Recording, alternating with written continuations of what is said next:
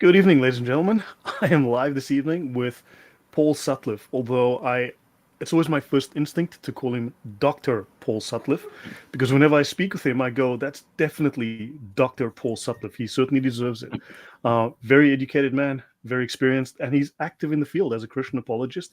He's out there trying to make a difference. He has written some fantastic work on the Muslim Brotherhood and on Islam, and it's always an honor and a privilege to have him on the channel. So thank you for joining me, Paul. I'm glad to be here. Thank you.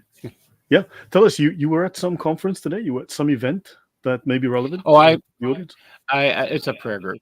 It's just a prayer ministry that I help lead. Okay, yeah.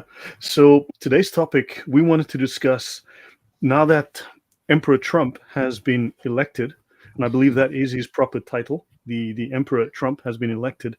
Um, in fact, he's been elected by a jury of his peers to the highest office in the universe. We want to congratulate him on that well-earned victory, that very hard-earned victory, but also we'd like to talk about Christian apologetics and where it converges with politics. Because while we may not have a great interest in politics sometimes, politics has an interest in us. And I think also our enemies like to define our virtue for us, and they want us as Christians to, I don't know, step out of this secular world because, that's really not a Christian thing to play over there in that little small corner. And actually, I just did a talk last night, Paul. I discussed the founding of America. I'll be doing a series on it. I'll be doing several episodes talking about how America was founded as a Christian nation, how the majority of the founding fathers were devout Christians. And even though some of them fell along the wayside out of Orthodox Christianity and, shall we say, straight into heresy, they still came out of a background, a childhood and adulthood that was steeped, and a culture that was steeped in Christianity, and they retained their Christian roots despite where they may have strayed into Unitarianism and disbelief in the Trinity or Jesus' divinity. However, the laws that they promulgated, the documents they wrote, were all heavily based on Christianity. And you have secularists and atheists trying to imply that no, they were secularists, they were Enlightenment thinkers, they were atheists, they were deists, and this is all false. And I think America was founded on a Christian background, and I think Christians need to be involved in politics because Christianity was involved in politics at the founding of America. So yeah, over to you. Well, I will say this. There has been a very big attempt to shut up the Christians. In the United States, they created something called the 501c3, which would make a taxable organization not able to talk politics. You can't endorse candidates. That doesn't mean you can't express your point of view, and many places are scared. Well, the truth is you can semi-endorse a candidate. Here's how. You can take a stand with them or against something that another candidate, like you can stand against abortion. Oh, well, if you dare to do that, and you got a Democratic mayor like we do in my city, at one point, she was demanding, I need to see your sermons before you give them. My pastor Serious. said, over my dead body. It's not going to happen. No, Wow. Yeah. I mean, The so Democrats don't want it. that is a stifling of your First Amendment right and your religious freedom. That's a violation of the Constitution right there. But that's what the Democrats don't want, the Constitution. That was why they were running for office this time. They want to take away your rights. And this is something that anyone who is, even the Democrats I know, voted Trump. I only know of, I mean, I don't think you can be a Democrat and not know how evil the Biden-Harris administration was and how its goal was the destruction of America. Nicodemus, it's called 501c3. It's a tax status for nonprofits, and you're not allowed to discuss, or you're not allowed to promote any individual candidate, which makes it even more humorous, where people like Harris and other politicians will go to churches and speak with no opposition present, which is, again, a violation of their 501c3 status. And yeah, that was one of the lawyers that went against Trump, and she was claiming she was not racist by going to a church. Yeah. Wow. You see all these things. It's just kind of mind-numbing. They play the games, but you're not allowed to. And people like me will fight that. don't you think the culture is currently shifting? We see now, for instance, there have been hundreds, thousands of TikTok videos of youth. We're talking 18, 19-year-olds, freshmen at college, doing the Trump dance, with and they're open about it now. They've become much more public about this because the culture has shifted. The Because there are consequences now for the Democrats for trying to shut people up. We've seen the release of the Twitter files, and we've just seen now that actually, let me find that. We've just seen now there's a. Let me bring this up for a moment. Let me share my screen because yeah, this is, and then you can tell us some of the stuff we were discussing off screen that was very interesting. So, according to Attorney General Andrew Bailey, let me bring this onto the screen. The court has cleared the way for us to obtain even more documents to expose and dismantle the Biden-Harris censorship regime once and for all. So this lawsuit is for every American who has been censored by our own government. So now we're starting to see successful efforts to censor, well, to sue the government for what they've been doing, and hopefully people will be taken to task. I know you haven't seen it, but maybe some of the audience has. President Trump released a statement. Sorry, Emperor Trump released a statement yesterday, which was amazing, where he spoke about how he is going to dismantle the censorship industrial complex. And it was an incredible 4 or 5 minute statement on how he's going to, dismantle the power of the media and make sure that they follow the law and dismantle these efforts to censor and get the government out of the censorship business. It was incredible. And you had some interesting stories that you told me right after I said that. If you want to maybe just add some of those. I received a lifetime ban from LinkedIn for simply telling the truth about COVID being a Chinese bioweapon, and that the jab that some people may have decided to call a vaccine, which it's not, it's genetic engineering. In fact, Pfizer had it on. I was using their pages to advertise this, to show these things, and they sent me a lifetime ban. Well, a year later, I was complaining, and they sent me a statement saying I had violated 3 things. I had repeatedly done these things, and I said, well, tell me what they were. You never told me anything. And LinkedIn, they can ban you for any reason. They don't tell you why. They just ban you. Just to Well, pause a moment, because President Trump stated, sorry, I apologize, Emperor Trump stated yesterday that he was going to make it a law that and regulation that all social media, if they decide to take action against you, they must give you a clear, specific reason why. They can't come with these, you violated our terms of service. I had my Instagram account deleted for no reason. Now, I was on Facebook and I posted, and I think people mass reported me to Facebook. But all I ever posted on Instagram was photographs of my travels. And it was just deleted one day with no recourse to appeal. And all I posted was pictures of lakes, rivers, and mountains. And it was taken away. I mean, literally, that's all I ever posted there. Nothing else. No commentary, nothing, just photos. So, yeah, that's shocking that it happened to you as well. so in LinkedIn, there was a pattern. That was what I got to see was an advantage. For me, the pattern was seeing people who endorsed law enforcement were getting banned. In fact, the persons who ran law enforcement today got lifetime bans just before I got mine. And I was watching that happen, and I wasn't going to shut up. I'm not the kind of guy who can. I'm sorry, I just can't. I'm going to expose what's evil, and that's just how God's made me. So I'm out there doing that, and they sent me a year later. They sent me statements saying I had done these things. Yeah. By the way, this scientific article says I was right.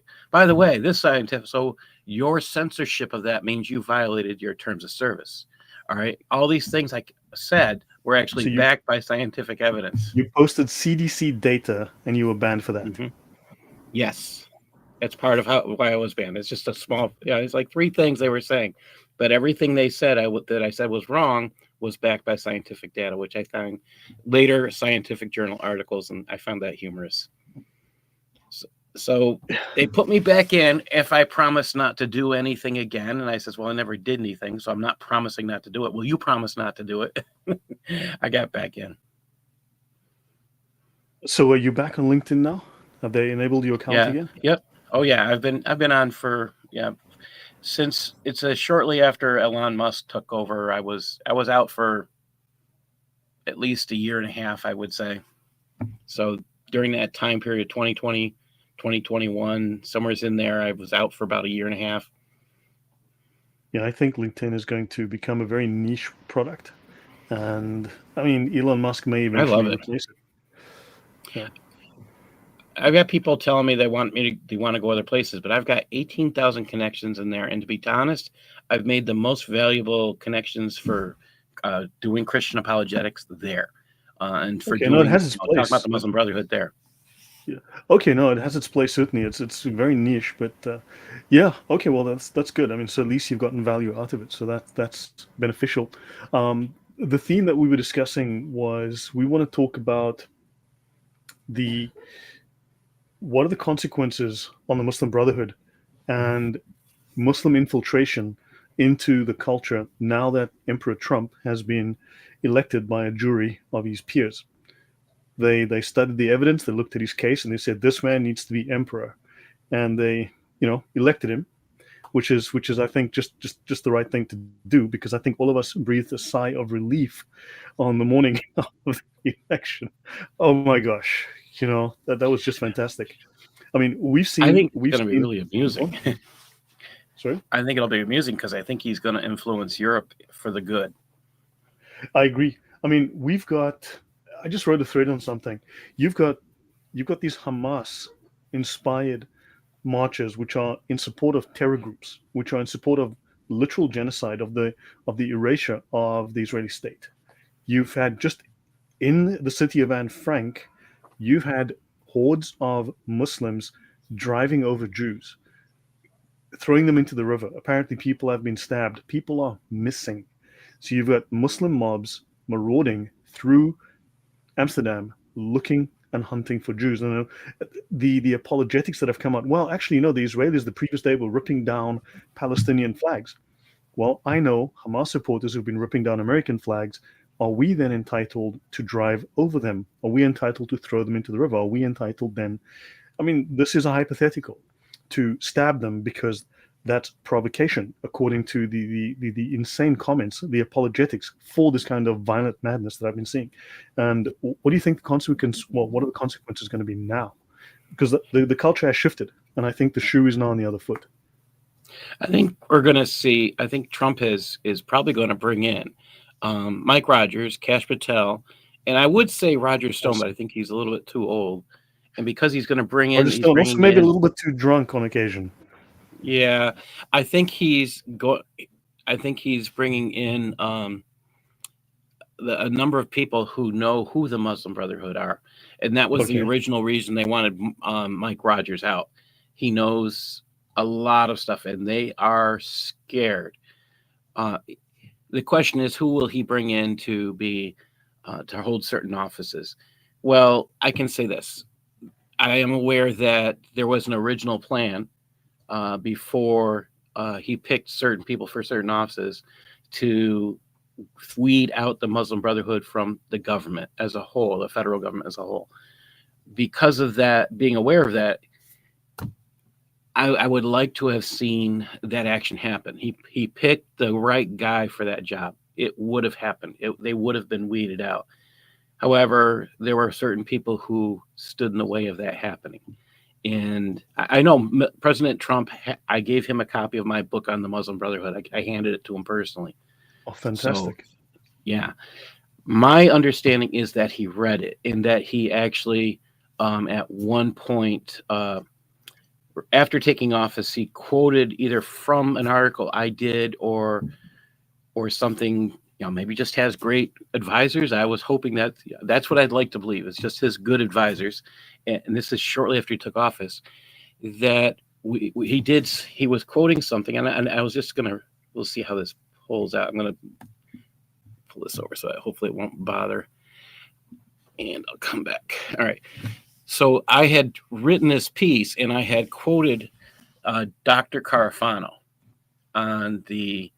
Um, I had quoted Dr. Carafano on his one of the things he had done on Gadi Edelman's America Akbar. It was a question that I proposed, and he had said this: somebody took a good idea and made it into something really stupid. Like they said, let's remake Ghostbusters or the Magnificent Seven. This actually started in the Bush administration. You talk about the CVE. So CVE, if you think about that, which was extremely dangerous as a whole and in promoting the Muslim Brotherhood. Yeah, I mean, it's like telling doctors, look, we're going to eliminate certain language from your medical textbooks. From now on, you can only speak about violent body extremism. You may not use the words attack. You can't use the word heart. You cannot use EKG. You cannot use the term pulmonary. So you have to say, I'm experiencing violent body extremism. I mean, that really makes it specific, doesn't it? I am experiencing, um, an extreme of chest cavity palpitations. That's kind of stupid because how do you broach the subject? How can you name the issue and deal with it if you cannot use the right words to describe it? I mean, that's infiltration. And a question here is looking at the impact of Emperor Trump's presidency on the discourse surrounding Islamic extremism and the Muslim Brotherhood. Do you think the narrative has shifted, and how do you think the narrative will shift? Because you said it's going to have a positive impact in Europe, and I do believe so. And what are your thoughts on that?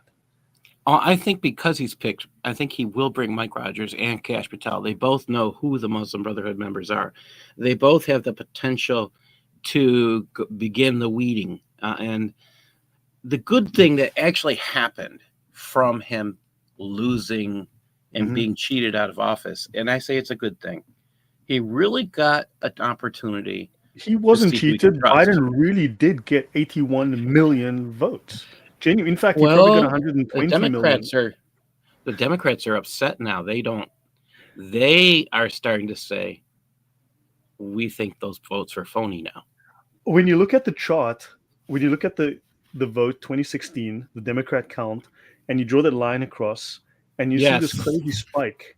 I've seen that chart, and you're like, yeah, where are those voters? Who were those voters? Explain where those votes came from. Someone, please. It's like saying, yeah, there's 100 million people in the US, but Biden got 98 million votes, and Trump got 60 million votes. You're like, but there's not that many people in the country. It's like, doesn't make sense. Yes. And that's the humor in that. And the truth is that it's funny that Democrats are now, they want the investigation now. Which I'm like, yeah, please do it. Please get in on it. That we can find out. Why do you think that Because they didn't, because they can't understand how they lost. And they're starting to say, oh, maybe there was voter fraud in 2020 when they start looking at it. Because nobody wants, I'd say this, in the United States, nobody likes the idea of your vote not being considered sacred. Right. And that is important to us. I think also it's shifted I think for some Democrats, at least, there's been a moral awakening. There's been that they've started to return to objectivity to a degree. There's two comments I'd just like to raise. Villainous says that he agrees the break, this 4-year, this deal, it showed how hideous the left have become, especially with child mutilation, which they were practicing, and it also and Trump had time to look at the issues. He had time to prepare. He had time to prepare a cabinet and prepare policies. And then Nicodemus says below, StreamYard just changed their policies yesterday, requiring content creators to waive their rights to legal protection. They made it mandatory to sign in order to continue using the platform, and they quadrupled their prices. I mean, I can't afford that. So that's why I switched to this one. And I'm not aware of the price change. I'll have to spend more time looking at that myself. No, StreamYard went from their basic level, went from 25, I think, to double to $45, $50 a month. And their $50 plan, which was insane to get full HD, is now like don't know, 100 or more. It's whatever. Their prices went way up, and there's no way that I can pay that. Yeah, we're on the max plan, so yeah, we'll see how that Okay, goes. okay, yeah. So I don't know what I mean, but yeah, I don't have the kind of, I can't justify that kind of expense. And besides, this is way cheaper, has the same features, and it's all fine. Well, we have a team working together, so it's kind of a split fee in some directions. So Right. that works for us. I think that Mike Rogers. I know that someone said he's a rhino. I've met with him personally, talked with him in person briefly. I just don't see it. Having met with him, talked with him, um, listened to his speeches in person. You can tell me, he might be from your hometown, but I don't think you've probably had that personal connection or been there physically meeting him. I find it fascinating. But again, Mike Rogers got thrown out of the game before he got to get in and to do the damage that he wanted to do. Now, I say do the damage. Well, he would have removed the Muslim Brotherhood from several areas. And if he had been in, the plan was there was an original plan to go in and toss out all the Muslim Brotherhood members from organizations such as the CIA, FBI, State Department. I can go on and on and on. He was talking about the original plan was to remove them from the executive wing as a whole. All right. And then move from there and go. And this Mike Rogers was to be part of that. So I Hmm. think that will happen now. I think that plan will come to fruit. I don't think they're going to use the original person they had planned because I think he's enjoying his retirement. That's the only thing I'll say. I don't think he will come back to do that. But there are a lot of people that would have a lot of enjoyment taking fun of that. Um, I work with a good team of people. In fact, Trump is aware of some of those people. So I think there's a good potential for change. If that Yeah, happens, I'd be it'll happy to be come on exciting. board if you guys had meetings in my time zone that I didn't require me well, to be up at 3 a.m.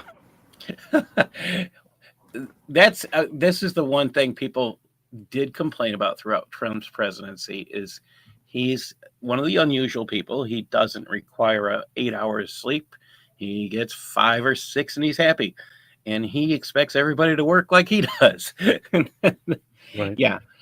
Um, so it's hard for some people to understand when you're doing these, like some days you're doing 24-hour, 48-hour days, and they sound horrible if there is such a thing. You think about it, but the reality is that kind of pressure, that kind of uh, job gives you those kind of normal hours.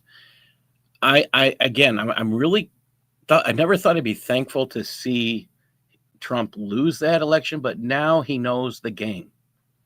Now he's going back in. He knows the game. He knows who he can trust, and he knows who he can't. So those people are running scared, who Yeah. are I think there. I suspect Trump played his cards very close to his chest. Now, he's made some proclamations, and I think that's like beating the grass. That's like trying to flush out the snakes and the tigers. But I think to a large degree, he's got this all planned out and he's played his cards very close to his chest and he's surprising everyone because his strategy is hidden. And I think he's going to pounce. So he's beating the grass. That's the noise he's making. But the ace is silent. That's what I think. And Well, just like his phone call to the New York City mayor he just made, and all this. The next day, the New York City mayor said, "Oh, there's no more money for these fake asylum seekers. There's just no more money for you." Like, yeah, okay, Caravan is already broken up. And apparently, what's it?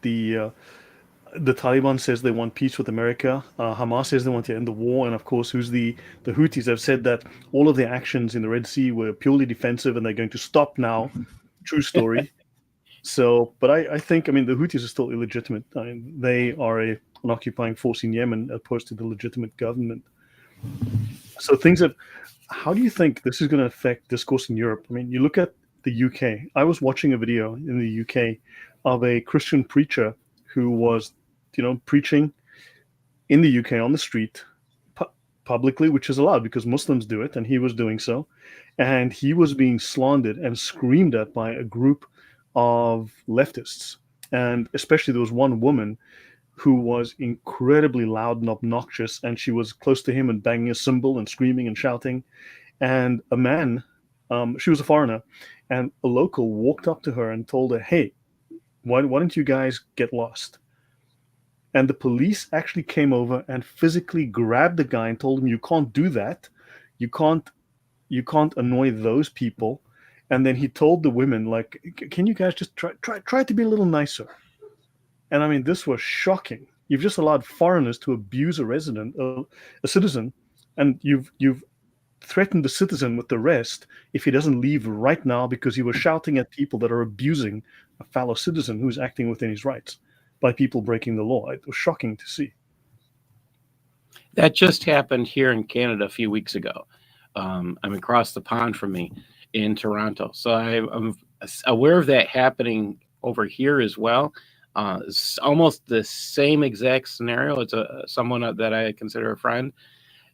All he was doing was sitting on the lawn taking pictures of a Muslim event where they were celebrating things like October 7th. Yes, that stuff is happening. They are harassing citizens for the hope of non-citizens. How will Trump affect that? I think he'll effect positive change in government, where the government will realize, that money that we're giving to the UN, Trump's going to make us pay more for that. He's not going to give us this. He's not going to give us. Oh, he's not sending us. He's not helping us with troops. He's not helping us with this. He's not. Oh, okay. So this is where it becomes incredibly important to have someone who understands deals, who understands negotiations, who's a problem solver. And this is the stuff that's got many of them scared. He knows how to play the game now. He doesn't necessarily need a Secretary of State who knows how to play the game. He can actually pick up the phone and play the game himself. And that's what it comes down to. And they're scared because they know he will have no problem exposing them for the walking around in the underwear that they're walking in. Something interesting. Take Hunter Biden. First of all, you had 51 fake intelligence agents claim that the Hunter Biden laptop story was not real. You had the FBI deliberately suppress that story and then openly lie about it, claiming that it's not real. They sat on it for what, 2 years, year and a half?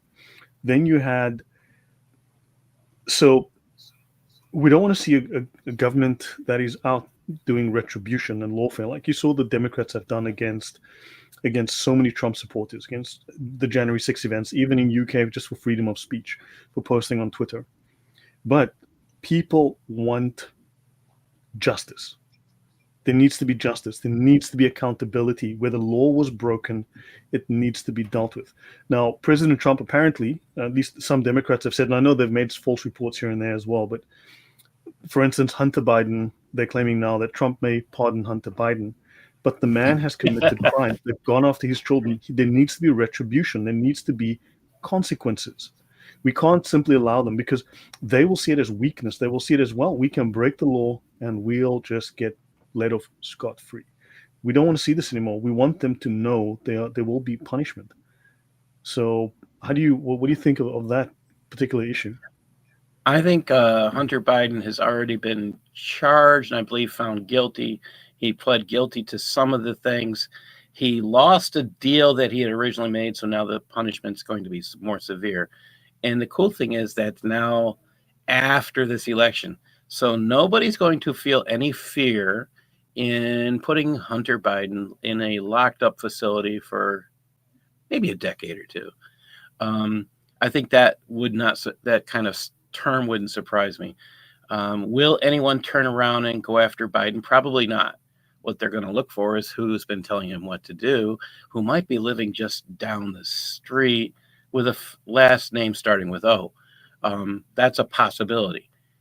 There's a lot of questions as to who was pulling the strings, as we can tell right now from all the wonderful unwritten speeches done by Harris, that she is not the one behind him telling him what to do. And if she is, that's a little scary. But I think, again, you're going to see, and I like what Crane is saying, defund UNRWA. I think that's going to be one of the first things you're going to see. I think the UN is going to... Yes. So in the United States, there is a movement to not just defund the UN, to kick them out. I would support that. However, you know, sometimes rather the devil you know. I mean, you could take them and put them somewhere else, and maybe you won't have that level of control. Maybe keep them in New York, but put your thumb on them and squeeze so hard so that you tell them, guys, here's how this game is played. And if you don't comply, there's going to be consequences. I mean, Trump wrote The Art of the Deal. The man is a consummate deal maker. What do you think of that option? I think that's highly possible. I think that's a highly possible situation. I can't see Trump totally throwing them out, but I can see him diminishing almost down to 10% Right. of what we've given. You know, from a Christian perspective, and this is something that's come up a few times, the left has tried to define what Christianity is. The communists have tried to define what Christianity is, eventually claiming that they are the true Christians, that they are in the embodiment of Christian character and Christian nature and Christian doctrine and so on and behavior. And they are saying, well, for instance, you need to support the trans agenda, which is the biological medical mutilation of boys and girls for sexual fetish reasons or whatever, or for reasons of mental illness, which has been a scourge for the last several years. But they claim it's for compassionate reasons, and you need to find your Christian compassion, and you're not being a compassionate Christian. But you do read from St. Paul, especially in Romans, he says justice carries a sword. Christians also have to institute courts of justice to punish the wicked. That God is a God of justice. He's not only a God of love, he also wants to see justice prevail. So, what about that? I mean, we need to see this. And I think this is something that's been forgotten. And everyone's been going, yeah, we need to forgive. We need to put the past behind us. All these atrocities the bad guys did, we just need to forget about that now. But the moment you give them an inch, they will take a mile and they will make those same mistakes deliberately again. Those same atrocities will happen in an instant if they are given. There needs to be some level of accountability. Well, the first thing you're probably going to see with Trump is he is going to make the law be the law. All right. We have something called, we have a law that protects women's sports. Well, Trump is going to force anybody who does not obey that law to lose any kind of state or federal funding. Now, I'm saying state or federal because when the state decides they want to finance that, they're going to lose the federal financing they're getting. Right. So that's going to be a force change. I believe that will be one of the first things you'll see. Now, you're going to see these forced, I'm saying this, forced sex changes of children, because I don't think a child can make a decision like that. Just like I don't believe a child can make a decision to be married. So when you talk about child marriage, I'm calling it forced marriage. I'm sorry. It is a forced marriage. Child doesn't really get a choice because they can't intelligently enough understand what's going to happen in a marriage. Child I think abuse many for young the adults can't. pleasure of the man. I mean, Yes. are we supposed to be compassionate to that? As Tony Lynch says very well here, compassion without justice is not compassion. It is just permissiveness to human desire. And So this becomes very important here in my location.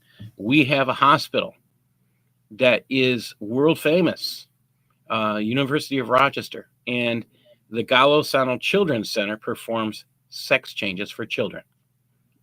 And it's just so.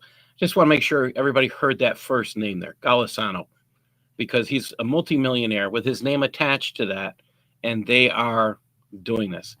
Now, Trump will have no problem with. I mean, you got to look at the stuff he had under his presidency. A lot of child sex rings were getting cleaned up.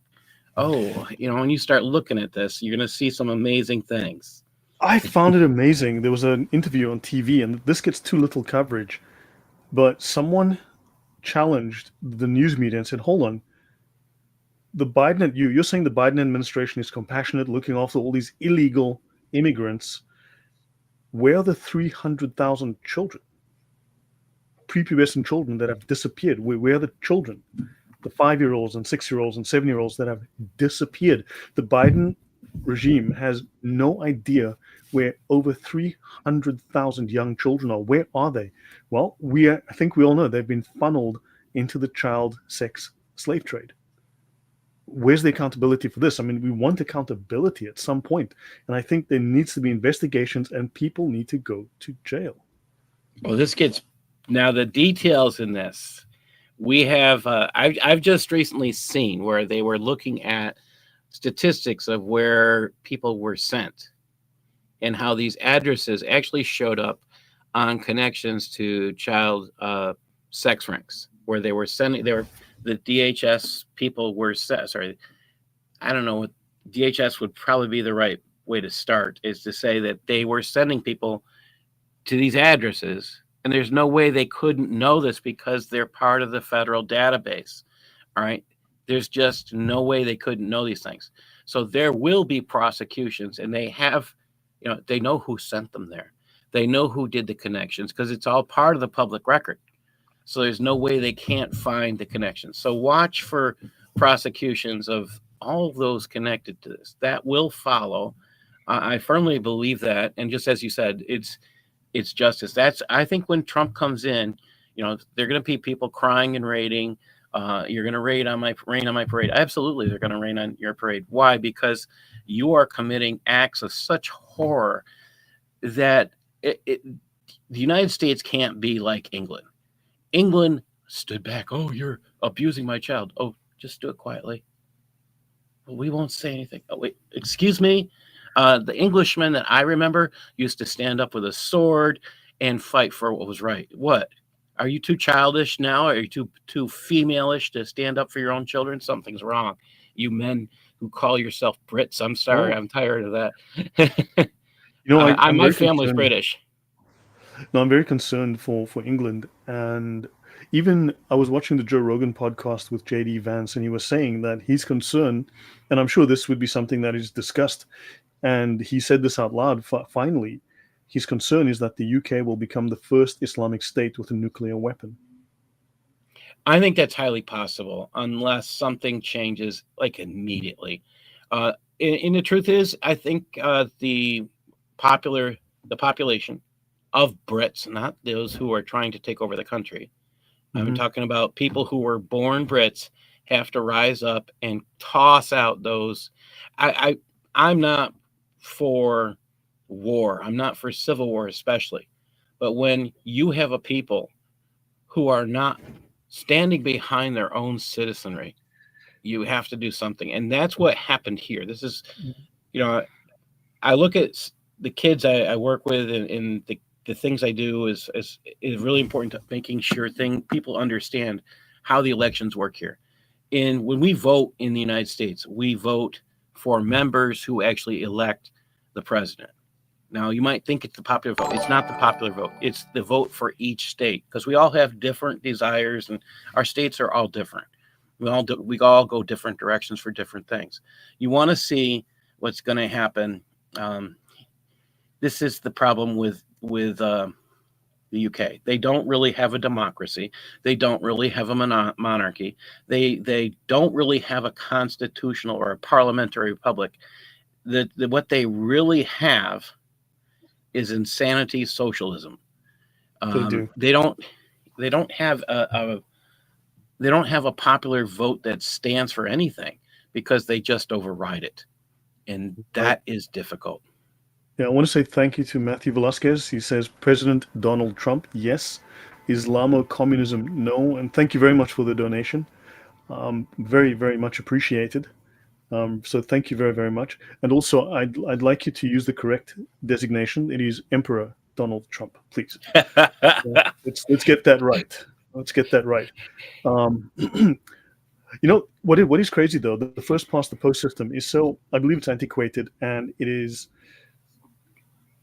heavily prejudicial in the sense that, for instance, Starmer got 20% of 20%. Well, there was a very small voter turnout for the most recent elections in the UK. He only got something like 20% of those who voted, which is a minority of the country. And then, for instance, they got 146 seats based on their 9 million votes. Then you look at the Reform Party, which got 4 seats or 5, and they got 5 million votes.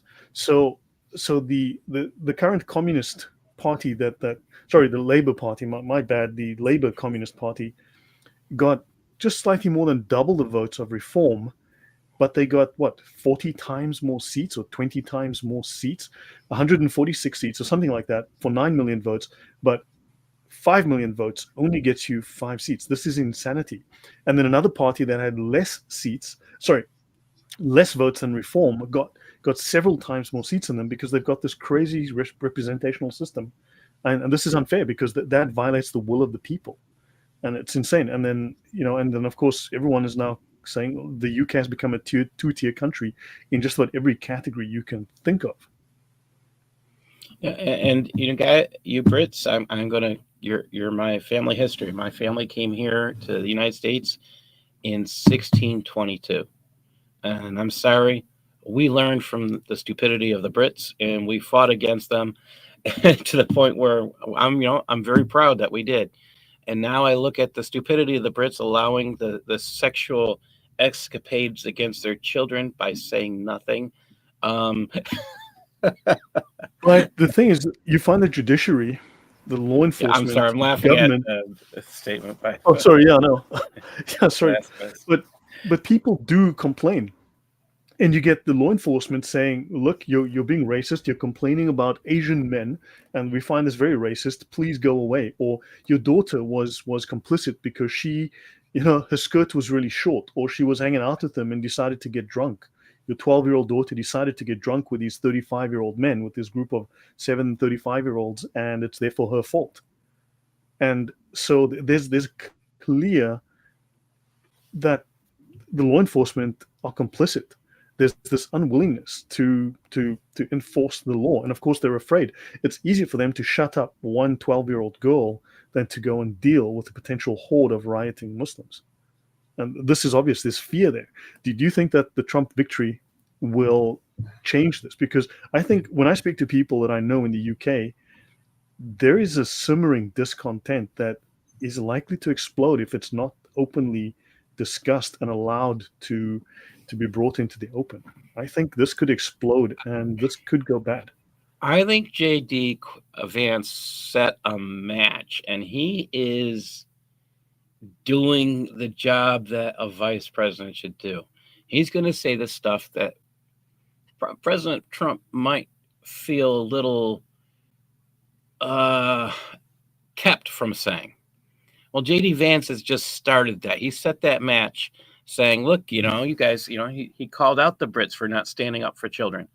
And I think that you're going to see more of that every day until the Brits start. Oh, you know what? We have borders. Those guys aren't part of our country. Oh, let us give you a free ride home on a plane with a parachute. Yeah. Helicopters, oil tankers in the oil. Good grief. That was a joke, YouTube. So, yeah, I think we both, Paul and I both made an error. We should have called him future President J.D. Vance. Apologies, I get these titles correct. Future President J.D. Vance. JD in 28. Yes, for sure. So there are, talk to us a little bit about the irreconcilable differences between Islamic culture and Western culture. And then what are the differences and what are the risks that ignoring these differences poses to Western culture? The biggest thing I see going through Sharia right now is there is such a hidden love of slavery. And this is the point I want everybody to think about. Who can become a slave to Muslims? Well, those they conquer. Did we not just see that with Israel on October 7th, where they took hundreds of people? No, they killed over 1,000 people. They took close to 300, I think, captive. And where did they go? They haven't been found. You want to know why? They sold them. And we just found a young lady who had been sold to Hamas people, and she'd been a slave for 11 years. Okay, who was involved in stopping that? The United States and Israel. So we knew about that. That should be horrific to think about. Why doesn't the leftist media report this? Oh, I saw it in the Daily Mail, so that's about as leftist as you get. Oh wow. Yeah, I thought it was really well done, but the issue to me is that no one's talking about the love that Islam has of slavery. No one's putting that out. Yeah, the leftist media will not dare to talk about it because they're too scared to look at the problems. This is where Christian apologists need to get into politics. I mean, the military people who are in there, they're supposed to be looking and studying at something called threat doctrine. It's extremely important you do that, but you can't win a war unless you study threat doctrine. You just can't. You might win a battle, you cannot win the war. Well, you need to hire those Christian apologists who can get in there and tell you, well, this is the threat doctrine. I mean, there are some incredible people out there who can tell you the threat doctrine of the Muslim Brotherhood. Oh, if you know You've that, got the if Team they're B basing their report. hind, You've got Sharia the Threat, the Team B report, which anyone can buy yes, on Amazon, and I highly recommend you do. Please look up the Team B report. It's called Sharia the Threat. Get a copy, read it. You will not and regret it.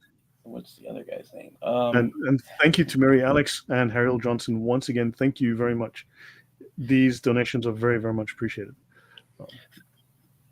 There are a few people out there. I just can't, understanding the threat is an old organization. It's being revised. It's John Guandolo's organization. They have old organization. There's a new one out there. There's several good organizations that exist out there that are willing to carry on the fight. United West here in the United States is a great organization. Usama's the Straight Way of Grace Ministry, willing to do this. I mean, a lot of them are willing would do some of this work for free for the government to look, let us explain to you what's happening, why this is happening, so you don't have to ask the questions. And this is the stuff that needs to be seen, needs to be looked at. The fact that they're not, I foresee, one of the things I foresee happening with when Trump comes in, there are certain organizations I Emperor predict will Trump. no longer. I can't say that one as an American. I just can't. Two organizations I tell you will immediately lose funding when Trump comes in. One is the Brookings Institute, a Muslim Brotherhood paid organization. The other one is George Washington University. If anything, a large part of that may be shut down financially. So, they're getting a huge amount of money to do anti-American things and to violate the U.S. tax code. So those two places, if Trump is or has ever been listening to anything I've done or said or been involved with, those two organizations will lose money. That's my belief at this point. I went and it's one of the things I did in prep for the show is to go and look at those two organizations. Who do I think would be the first ones to lose money? Those are the two. Okay, just name them again so I can put them in the chat for the audience. Brookings Institute, the Brookings Institute. They are a paid organization by Muslim Brotherhood countries. But they sound so British. The Brookings Institute. We wear plaid. Brookings functions out of Qatar as well. Highly reliable country. Yeah.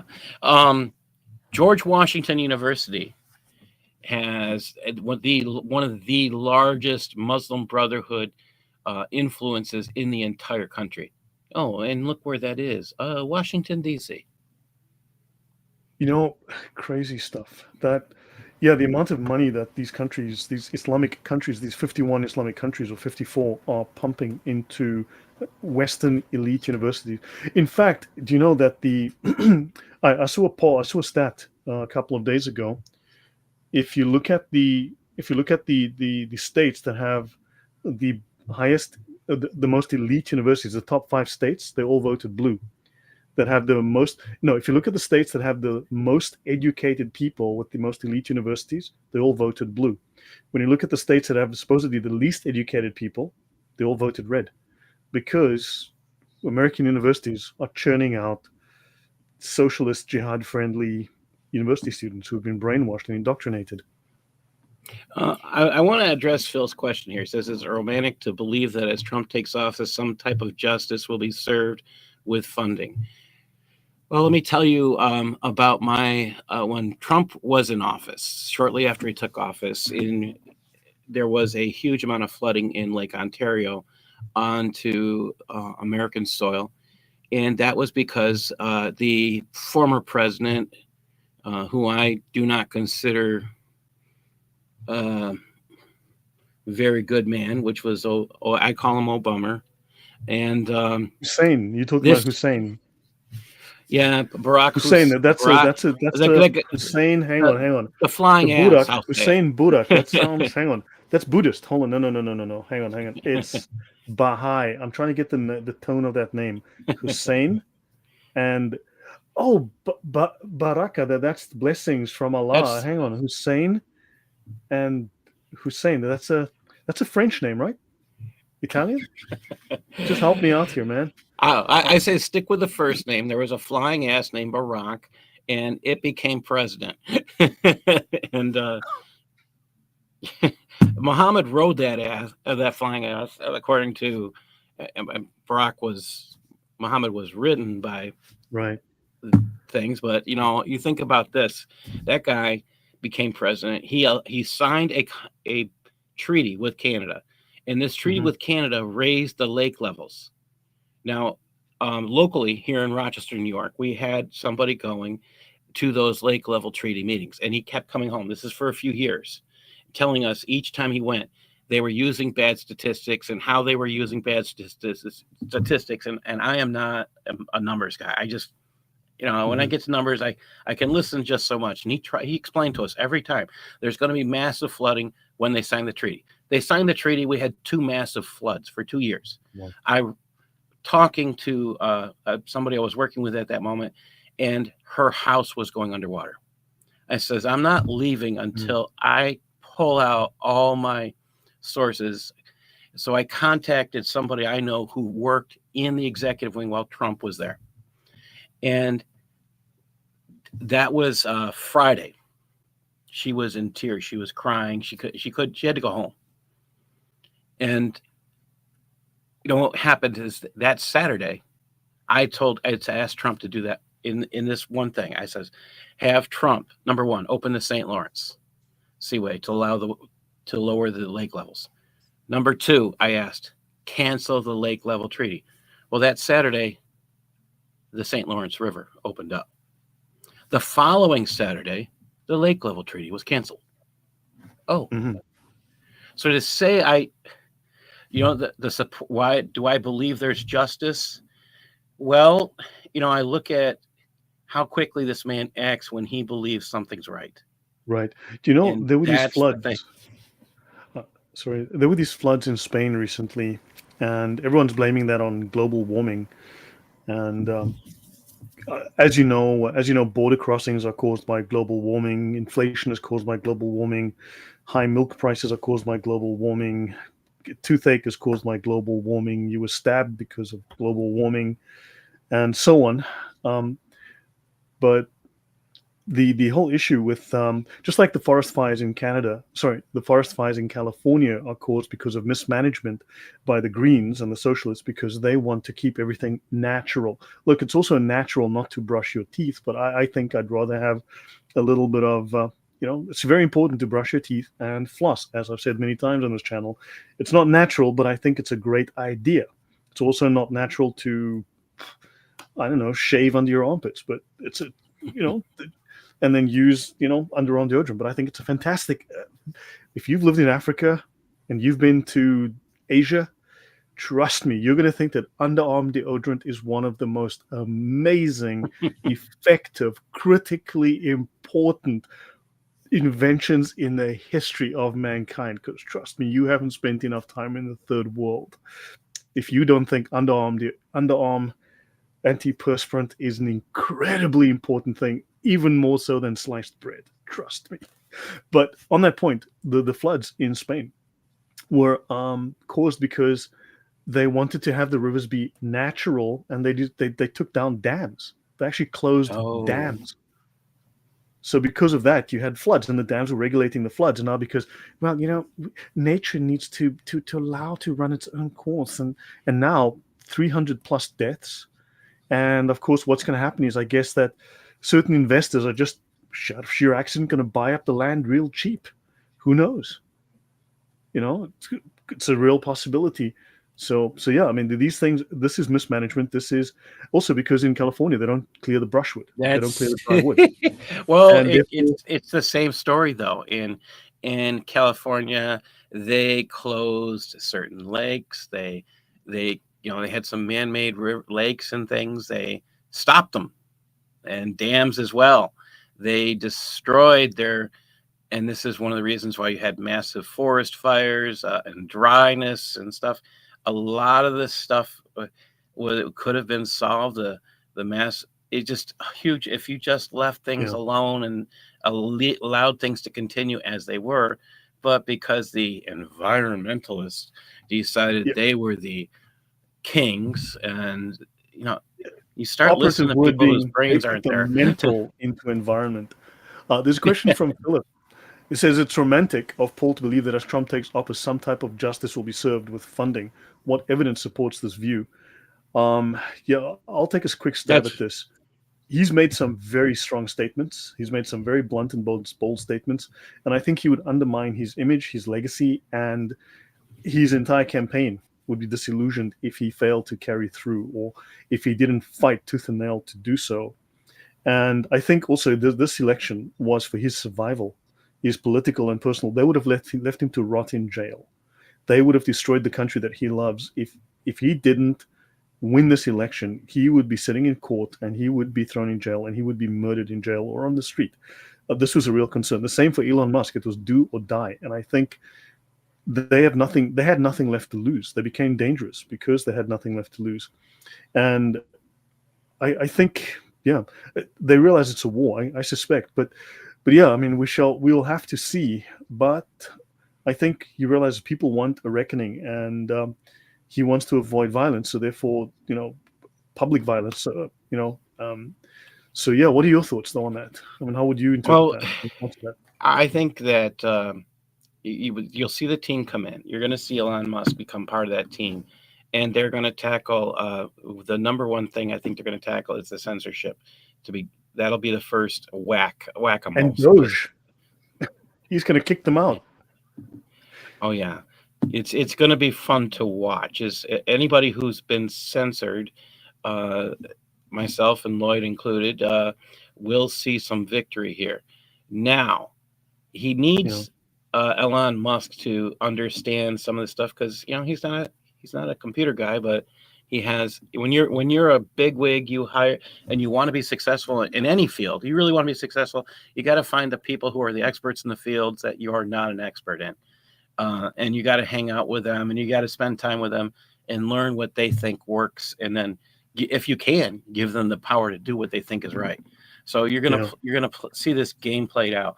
You're also going to see, I think the next big thing you'll see happen. We've got you're gonna see, I will call it whack-a-mole.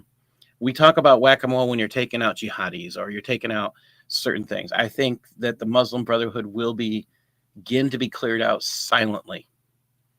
You're going to hear maybe about certain people being removed from office, but no, you won't hear about it very well. The reason why you won't hear about it is because they don't want anybody to know why they're leaving well, because Christopher they've Wray been apparently working. has said that he will be stepping down before Trump takes office, and that's great news. But Oh, he needs to go.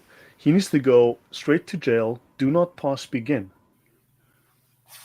he might be planning on leaving the country, going to a place where you can't extradite. Yeah, I would not want to be him. Right. Yeah. Fair enough. Yeah. So I mean, there are irreconcilable differences between Islamic culture and Western societies. One of the major ones you mentioned was slavery, and clearly there's this subversive element. There is this element of deceit. So these are things we have to deal with. What do you think is the most urgent of these issues right now? If we have to pick one issue where Islam's, what is in America, what are people thinking is the problem? And maybe the UK. So you will see the one thing, part of the Muslim Brotherhood plan to take over the United States and to take over the world has been they have in their plan book the destruction of morality, so they can come in and take over. That's one of the things that's in their plan book. Well, if you look at how their plan book goes, the humor here is that it has been working against them here in the United States. The Somalis made a claim just before the election that they would all vote for Trump because of the immorality and the push for immorality by Biden and Harris. They want to trans your children. In New York State, it went so far as they rewrote. Let me just put it this way: they put in our voting booths a resolution. Not a resolution, but you had to vote on this thing to decide if you want this to be allowed. Where the state can take your children, and if the kids want to be trans, they can be trans. The government will take your children for that. And people could not understand the writing. I'll be honest, I couldn't understand it. But because I know what it was about, I knew to vote against it. So this is the step. I think Trump is going to tackle one thing, or one. I think you'll see this. He's starting to tackle pieces, not everything at the same time. Yeah, he's going to do it piece by piece, and you might not see it all. Muslim Brotherhood goal to destroy morality, to take over. They want to destroy woke left morality or woke left immorality, and yet they still want to impose Islamic immorality as we would see it. And this is where it's going to get humorous. I think you'll find there'll be an instruction manual for the homosexual community to look at Sharia and see what happens to. I wouldn't be surprised if that comes out, where the homosexual community all of a sudden notices the homosexual that the Islamic community wants to kill them by throwing them off tall buildings or something. Oh, let's go. We're going to send they could probably simply do this. The homosexuals that want to stand up for the terrorist movement Hamas get a free trip to Gaza. One way, because they won't need a return ticket. Villainous makes a very they good won't be point. able to get there. I mean, they might have the return ticket, but they won't be able to use it because they'll be dead before they come back. Yeah, I know. Villainous makes a good point here, which I've also thought. The trans movement seems to be a sterilization program. It's like eugenics on steroids. It's an insane movement. I mean, it's obviously unhinged, but there does seem to be a sterilization issue. And then they go, well, we're not having kids. I guess we need to import the third world. And it's odd. It's really crazy. It's like, why don't you just have kids instead of aborting everything that you can see? Why not just actually have kids? Because it's crazy. You're pushing abortion, but you're also saying, oh my God, we're not having any child births. And it's utterly incoherent. And I think being incoherent is part of the intent to just drive you insane, to just paralyze your mind, to leave you just floundering. And we need to push back hard against this and go back to rationality. And another thing that this actually plays on another person that Trump has pulled in, which is RFK. So RFK is talking about the stuff that's in your food. He's talking about the medical communities and how people are playing a role in what you eat that can influence your testosterone levels, the ability to have children. I can keep going on and on. So he's been talking about all this. He's actually testified in Congress about this. So this will be done quietly. Certain food places will lose certain rights to produce certain things because they will now be monitored in a high. So you're going to see a lot of this stuff happen. You're going to probably see Pfizer go bankrupt, is my bet. I'm saying that because if you're President Trump, you got out and you find out all this stuff you've been told by Mr. Evil Fauci. I will not call him a medical professional. Yeah, there's another possibility of what could happen. He could be charged with a mass murder. And we know there was a cover-up with the NHS. We know that. I mean, we've seen the email dumps, even the climate scam. Yes, we've seen the email dumps. Nothing gets done. And also, RFK made a very good point. He was talking about a particular product. I'm not sure if it was like Snickers bar or something, but something like that. He was saying in Canada, it has 3 ingredients. In America, the same product has 17 ingredients. He was like, what are these ingredients and why are they in there? I can't pronounce Exactly. 90% of the names. So he says, what's the point? And what's the link to childhood obesity and childhood illness and childhood heart attacks and all sorts of other issues? And he has a point. And that's where I think, so you're going to see a lot of, it's who he's bringing in. Trump isn't playing games. He knows the game, and you're going to see a lot of, I think a lot of it's going to be quiet. The big thing for Americans that you're going to see, I think it'll happen extremely quickly. It might even happen just before January 20th when he takes office. You know what's going to happen? Your gas bills are going to go down. Your food prices are going to go down. And they all have a understanding of exactly why. And that is, you'll hear people saying a quote from Clinton's day. It's the economy, stupid. Well, Trump has been on with this, let your plans be dark and impenetrable as night. You watch. Trump is making those phone calls. We're hearing about it in the news. We're hearing about it. And the next day, somebody does this or that. That puts them doing the right thing. Well, that's happening now every day. And you're going to be seeing those small little changes. Some of them you won't hear about, but you're going to notice it. I think that's it. Trump is a game player. He's a problem solver. And you have just put him in a seat of joy, which is where he likes to be the guy who solves problems. Wait and see. Right. Lilo Main says, so true, Lloyd. I realized that when I went to Vegas, the ingredient list is massive. So, Lilo, you should not have told us that because you know the rule. What happens in Vegas stays in Vegas. Well, I'll let it go this one time because it's health related. But I won't ask what you were doing.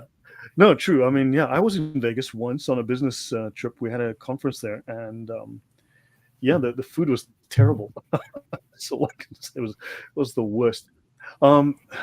Slight change of gear, but related to the topic, because so I tackle pretty contentious topics on this channel and things that are not comfortable topics sometimes, and it has made me a list of enemies and a list of people who aren't that keen to engage with me. But I mean, I engage with people I don't agree with, but I think we need to deal with some of these topics. We can't ignore them. At some point, we've got to find a way to find, to talk about tough issues, which does affect my channel. Anyway, but one of the topics I'm dealing with right now, I'm doing a talk on, and you're welcome to join me in the future if you want to join me on one of these talks. I'm talking about America, founded as a Christian nation, and I'm going through the founding fathers and the early history of America, and it's very definitive Christian founding, and it's Christian laws, and the way that certain quotes have been twisted by the left to imply that no, they were all Martian atheists. And this was the first slide that I did.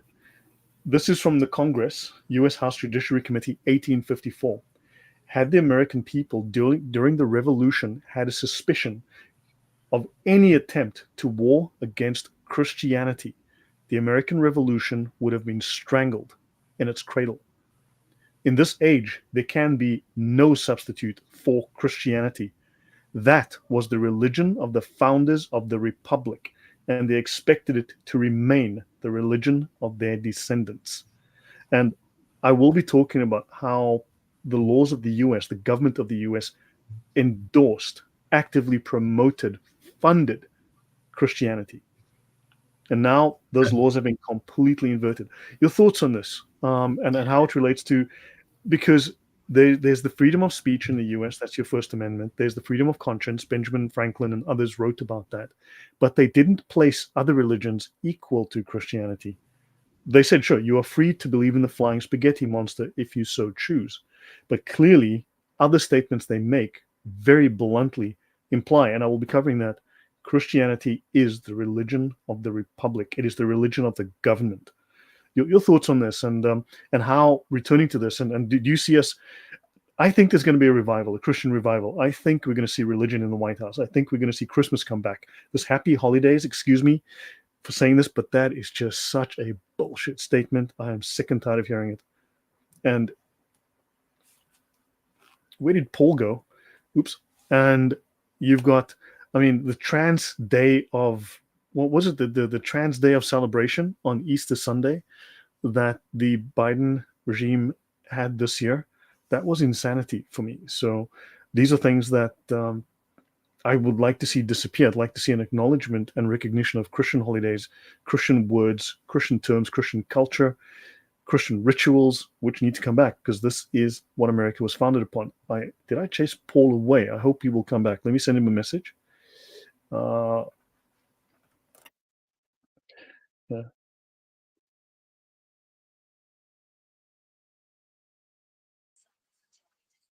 Paul Sutliff has come back. Did I drop Welcome out? back. I thought you dropped out. Oh boy. Yeah, so good point. Sandra says freedom of religion meant freedom to choose any Christian denomination you wanted. They didn't mean all religions. Yes, what he meant was, and I'll talk about this in the future, but I have discussed it on the channel.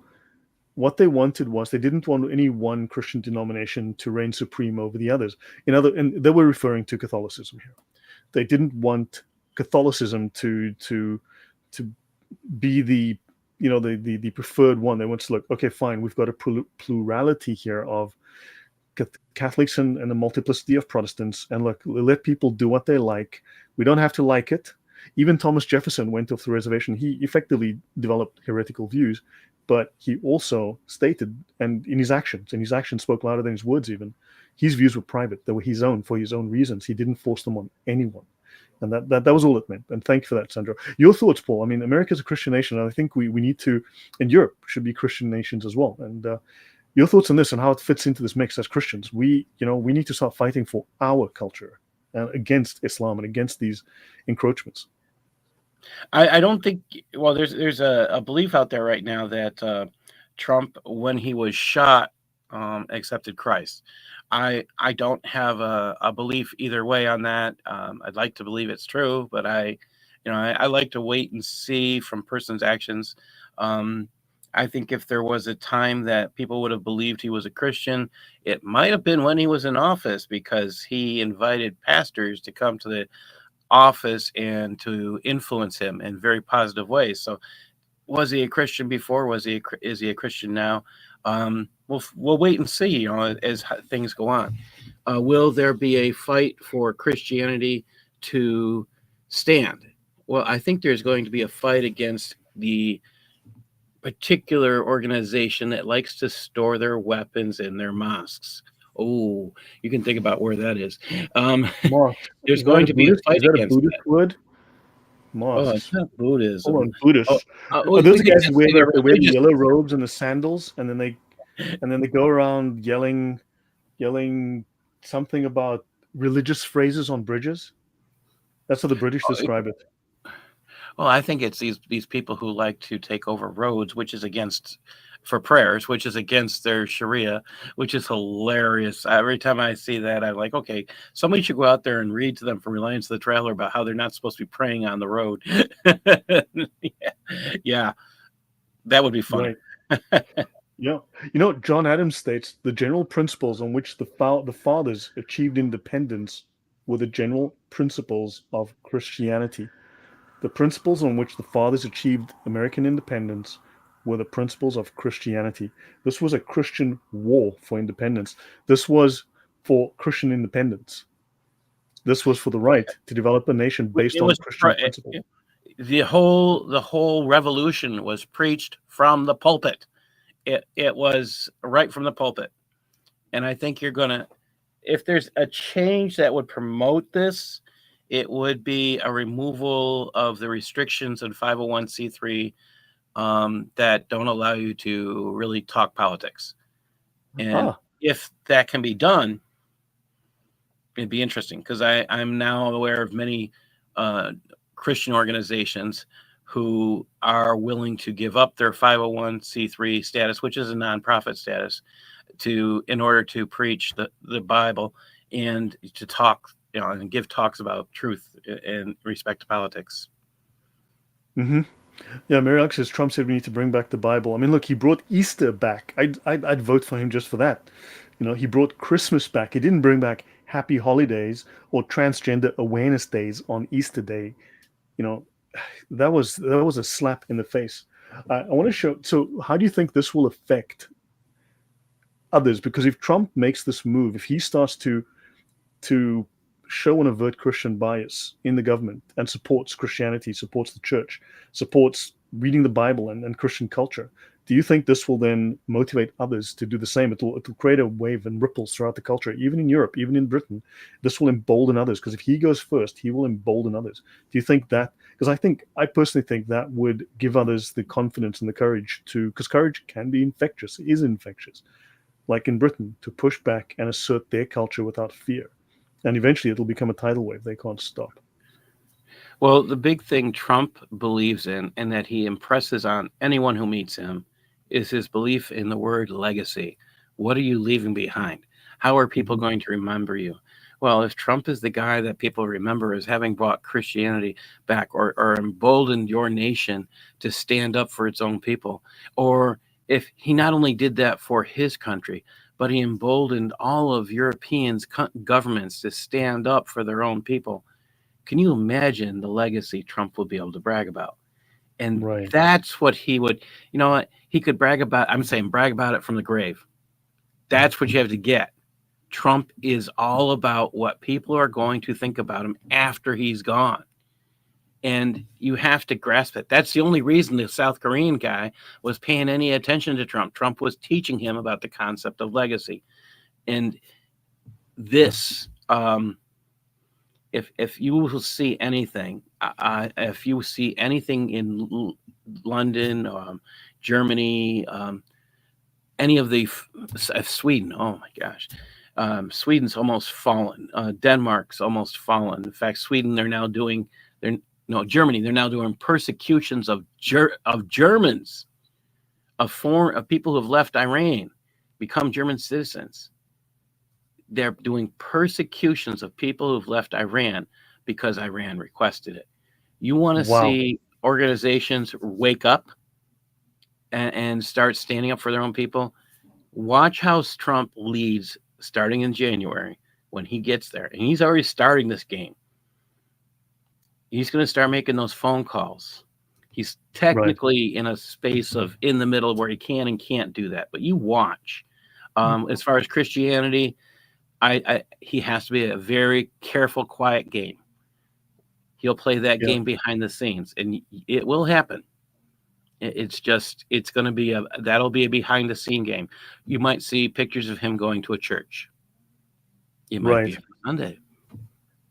Well, he's got nothing to lose at the end. I don't think it's because he's got the mandate of the people. I want to bring up one small thing, and I will be talking about this in my next talk. This is one of the slides that I've got planned.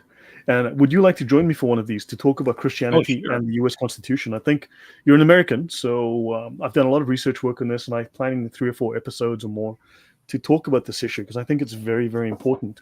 And in contrast, Villainous, it wasn't banned. It shouldn't be banned. That's because the Supreme Court made an egregious error in 1947.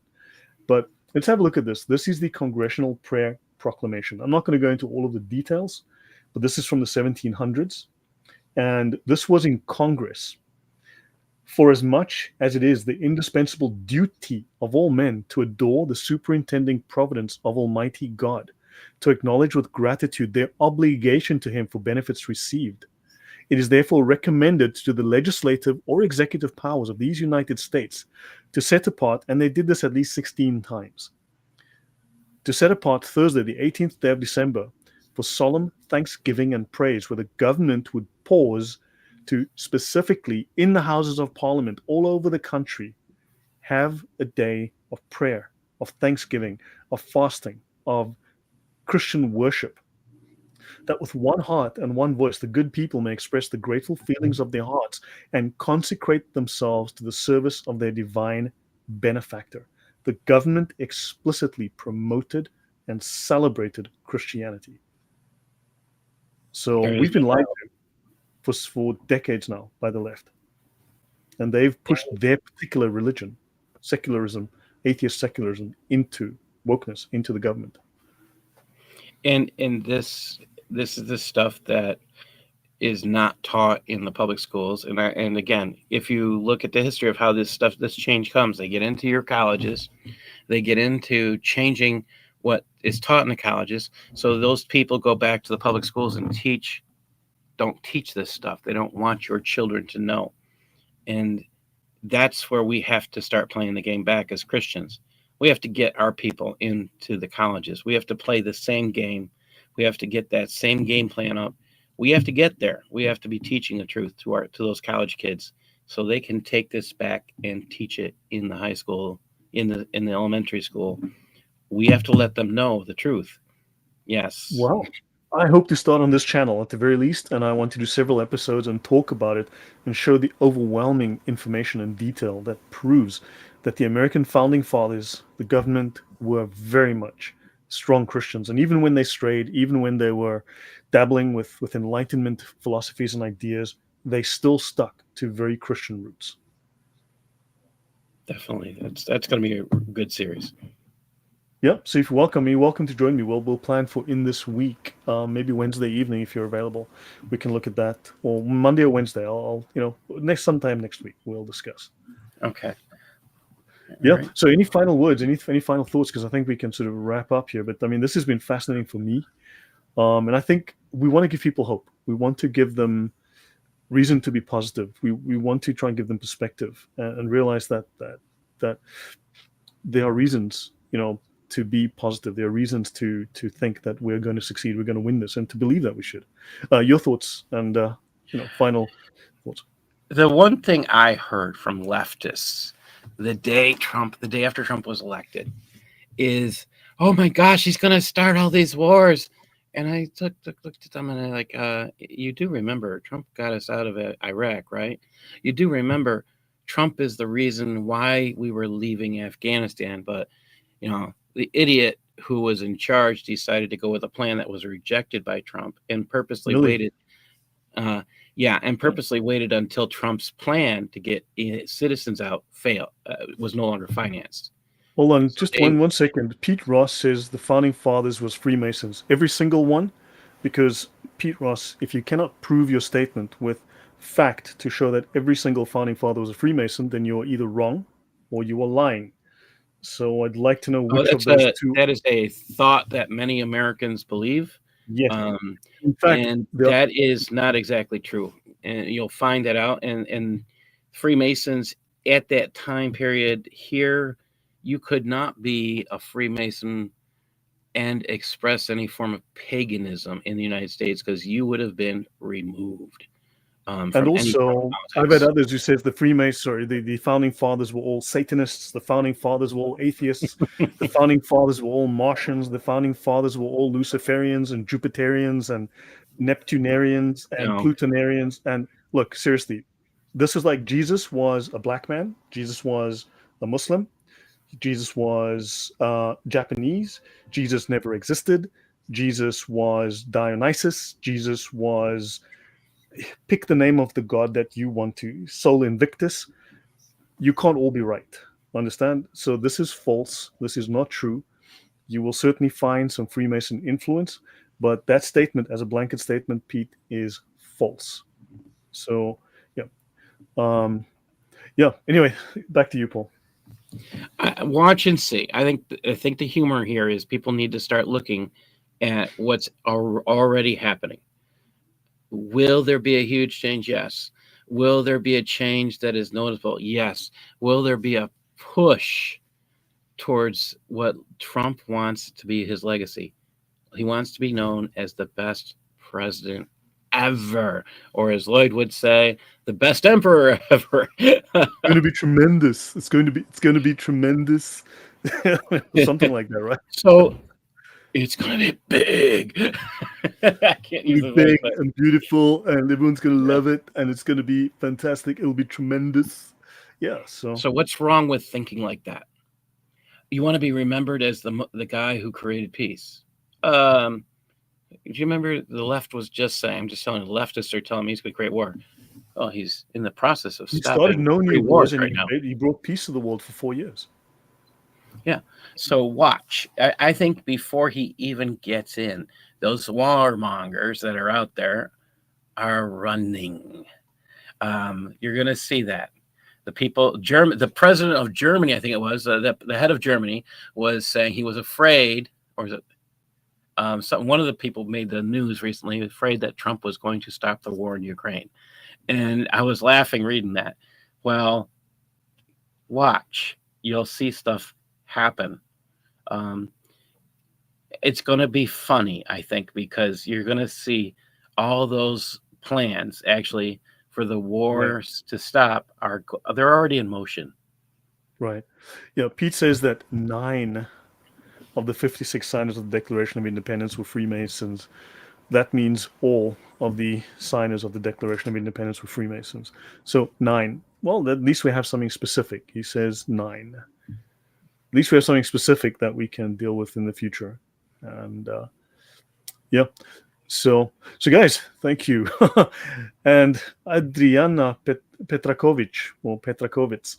Yeah, I found you from Paul Stubbs. Thank you for your time. You're most welcome. Thank you. Great to have you here. So yeah, Paul, I think we can call it a night. And yeah, I'd love to have this conversation with you again as time allows. But certainly I want to talk about America being a Christian nation going through its history. And then of course we can always look at the UK and discuss some of the issues there, because I think we have to, from a Christian point of view, try to understand that we have a role to play in politics and culture. And everyone says that that politics flows from culture, right? Politics is downstream from culture, but they fail to say the first part of that quote usually, which is that culture is downstream from religion.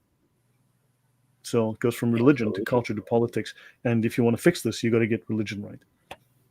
Yes, that's what they said about the Frenchman said about America. It couldn't survive without Christianity. Yeah.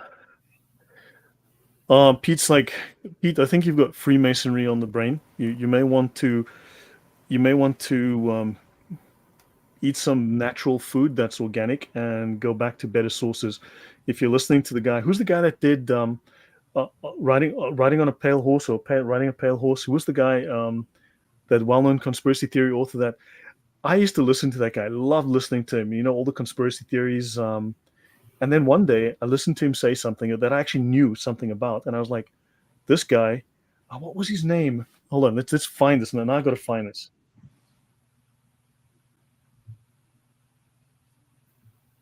Oh, now I got to find this. Bill Cooper? Is it Bill Cooper? Oh, Bill Cooper. Bill Cooper. I was listening to Bill Cooper. I used to listen to him when I was 19, 20, in my 20s. I used to listen to this guy, and I was like, wow, the whole world is. And then one day, he spoke about a topic that I actually knew about. And I realized this guy's talking the world's biggest bullshit. I realized Bill Cooper is just talking out of his ass. And that made me think about everything else he'd been saying. And then I realized he's still talking out of his ass. So yeah, if you're gonna do these single factor conspiracy theories, and yeah. So, but yeah, sorry. Anyway, too much conspiracy theory stuff will rot your brain. It's Bill Cooper, yes. And honestly, there was some stuff I was listening to, and I realized just what a bunch of trash. So, okay, so guys, let's call it a night. And look forward to having more of these conversations. So guys, thank you very much. And I will see you guys soon. And I'll be back with Paul, and we'll discuss the founding of America as a Christian nation. And I think that that's something that we need. We need to understand that the greatest country in the world started on the greatest principles. And that would be Christian principles. So hold on. Yeah, you got to address that one. I'm going to address that one, but you know what? I grew up in Africa. I grew up on the wrong side of the tracks, and it's like, I grew up in the third world and dealing with, yeah. So where'd that go? Bobby Sands. Yeah. So goodbye, Bobby Sands. Say goodbye to the camera. It was nice not knowing you, and guess we won't be seeing you ever again. Yeah.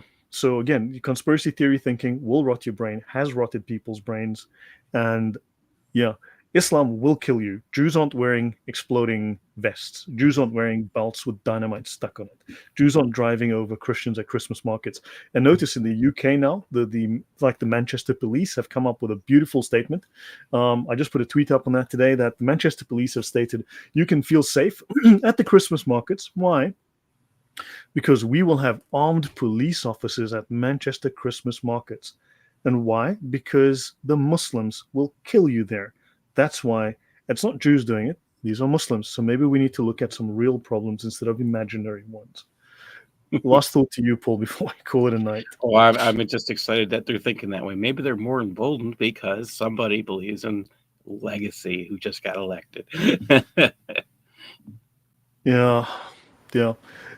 Pete, seriously, I think that most of what you're saying is probably just trash. I'll have a look into it, but honestly, I'm not buying much of it.